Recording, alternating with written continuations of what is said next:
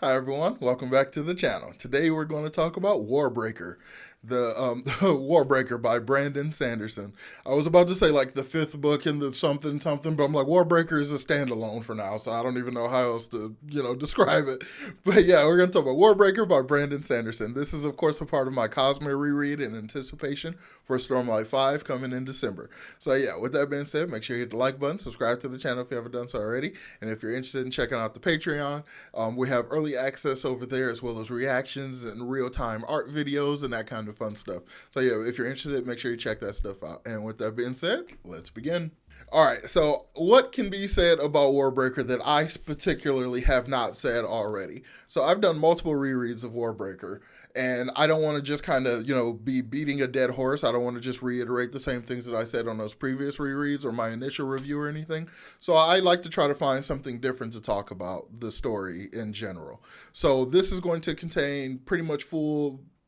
It's going to contain contextual Cosmere spoilers. I'm not going to go very detailed, but I do want to kind of talk about the story from kind of a top level perspective. Because in general, the plot and stuff of Warbreaker, especially on this channel, should be well known. I don't want to reiterate it, but I also don't want to just ignore it. So yeah, we're just going to kind of just we're just going to rant and ramble about it a little bit. So yeah, let's go ahead and get started. All right, so Warbreaker. I really do like Warbreaker. Every time I read it again, I kind of like it more. So I'm reaching the point where I think Warbreaker particularly works a lot better upon a reread because there are so many interesting like mystery reveals and stuff in the story that I think when you have that context as you're reading it, it just makes everything better. I mean, which is pretty much typical during, in a mystery or anything, like having the answers, you go back and, read it or watch it or something. You're like, oh, that's what that was. That makes sense, blah, blah, blah, blah. Like, and it's often conclusive. But the thing is about Warbreaker that I noticed, even when you go back and reread it with all the answers and stuff and the knowledge that you have, while some of the points about the story become definitively answered, other things just kind of open greater mysteries. So there's a lot of Warbreaker that is Cosmere mystery related. And a lot of those answers that we will want from some of those deeper mysteries, we just don't get. So therefore, the answers that we do get just really helps to flesh out the stuff that is, explicit and in the text of the story. So, like some of the mysteries that we learn, it's like with Lightsong. So, Lightsong being one of the really cool characters, he's a returned, he's on the Council of Gods, and he basically doesn't believe in the hype of his own position. He doesn't believe in the religion that basically says that they're all gods and stuff. So, as we're reading through, we kind of learn more and more about Lightsong. We know that he doesn't know his history, before he returned and that kind of stuff. He doesn't truly understand the ins and out of the religion that he's a figure of, and he doesn't really believe in that stuff, and like all this kind of stuff that's just about the history of the Court of Gods, the context of them within Halandran, the idea of being a returned and what that truly means and how that works. There's just all those kind of questions. We just have like no real answers for any of that kind of stuff.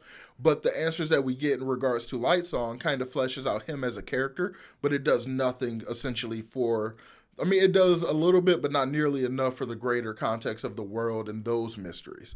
So we learn about Lightsong's past before he returned. We learn that there is some truth to some of the stuff that they ascribe to returns, like them being able to look into paintings and see stuff in the paintings, or their dreams having like prophecy, parts to it and stuff like that. So we learn that kind of stuff, like which in the grand scheme of things is very small, minor information. But we do kind of learn that stuff, but we don't learn the greater understanding of what a returned is. Like, we don't understand any of that. We don't really learn too much about the concept of the Council of Gods and how they work in context of Halandran and why that system exists. Like, we don't learn that kind of stuff. So we learn very, like, direct, targeted, pinpoint kind of information. We don't learn greater information. But when you reread the story, knowing that backstory about Lightsong and knowing what he's going to do, like allows you to hear everything else that he's saying in a different light. So it makes the character himself that much more enjoyable, in my opinion, while still being interesting enough because there's so much we still don't know that it doesn't feel like a retread in any kind of way. If that makes sense. I'm not sure I explained that well. So like with Vivenna, like we know we know just surface level stuff about Vivenna. We know she was basically trained to prepare to marry the God King and stuff, but we know nothing else about her past. We know nothing about like how long it took her to get to this prim and proper point where she's like the perfect daughter and stuff. We don't know anything like that about her history or the context around the situation. Everything we learned about her is brand new, but it also works a lot more with that character because everything she's going through is brand new. Everything she's also learning about herself in this time is brand new because she is going through the most rigorous character development of all the characters in the story. So a lot of her character, her journey and stuff like that contextually makes sense. But even when you go back and reread it with the knowledge of everything that she learns later, it all makes more sense. It's like when she's in Halandrin first, you can kind of take away from this idea of her being bullish and going and going and going, and you can start to really see like the dynamic between her and Ciri and like her desire to help Ciri, and you can more clearly see that a lot of this is just a reflection on her and how she feels about herself and stuff like that. So you can easily like put the other stuff aside and really dig into like what the character is and like how she's, you know, reflecting this environment she is and like what it actually hints at about the greater context behind her and, you know, about her life and stuff like that. So all of that's in there, but it's just greater hints. So like I'm saying, you with those reveals that we do get, you go back and read it, it just makes the other questions that much more apparent. And I think the greatest example of this idea has to be Vasher.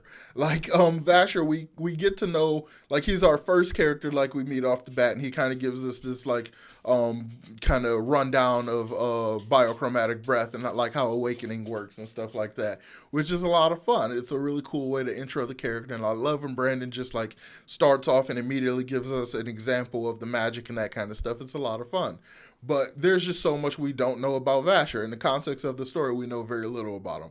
And then even the reveals we get about him being Warbreaker, about him being Peacemaker, you know, him being all these historical figures that like started the mini war, being one of the five scholars and all this stuff. All the stuff that we learn about him just opens the door to greater mysteries. So like him being one of the five scholars, just a million questions about all the stuff they did.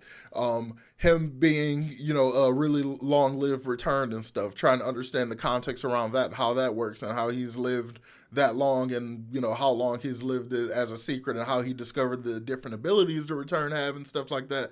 All of that is a mystery. And like all that stuff is interesting. And then like the motivations about making Nightblood and that kind of stuff and the way he was with Shashar and all that stuff is just, all of that kind of stuff just kind of, it leaves mysteries. You know, we never really get answers to this kind of stuff. Theoretically, we will get some of them later because of the way the characters have left their planet. So, like, we might get some more information in regards to... See, I don't think so, though, because I don't think Vivenna is going to, like, sit down anybody and be like, this is, like, why Idris was like this in relation to Halandra and then the history of the... Like, I don't really think that kind of thing is going to happen. But, like, stuff like with Vasher, when he talks to... Kaladin, and he's basically telling him the different types of invested entities and stuff like that. Like that kind of stuff we will get greater context for, and I think Vasher is going to basically give us some more Cosmere, like realmatic kind of hints and stuff, not so much stuff about Nalthvis, which is interesting because like most of the most interesting characters in Warbreaker all leave the planet. Like Nightblood leaves the planet, Vivenna leaves the planet, Vasher leaves the planet. And like so there's almost no real need to go back to the planet because the most interesting pieces are taken off. But like I said, there's still so many mysteries and so many questions about the planet, the cultures, and the world itself that we still have, you know, no answers for. So I imagine if Brandon does anything, we will learn that stuff through Ciri and Suzebron, maybe because Suzebron is only educated to like a fifth grader or something. Like that's an excuse for him to learn about the world so we can basically go explore the world or something like that. Whatever story Brandon would use. But again, like that just kind of is me harping back on the main point that I was making initially. Even on a reread, you're still just wondering things. We're still wondering. Like for Warbreaker to be pretty much one of the pillars, I think it's one of the pillars because I think Elantris is the third pillar.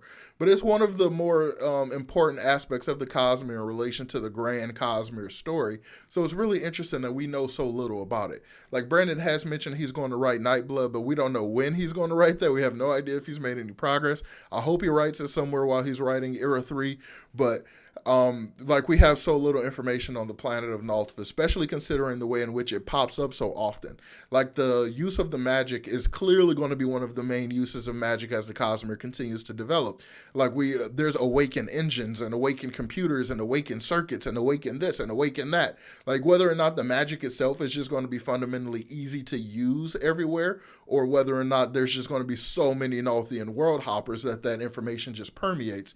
Considering Nalthvis already, even in the timeline that we are introduced, there's already some sort of mercantile system that goes through Nalthvis subastral. So like there's already some sort of cosmologically aware group of people on that planet, which there clearly has to be because the five scholars in their planet's history, their old history, I don't want to say ancient history because it hasn't been that long, even in their old history, they were world hopping and learned about shard blades and things.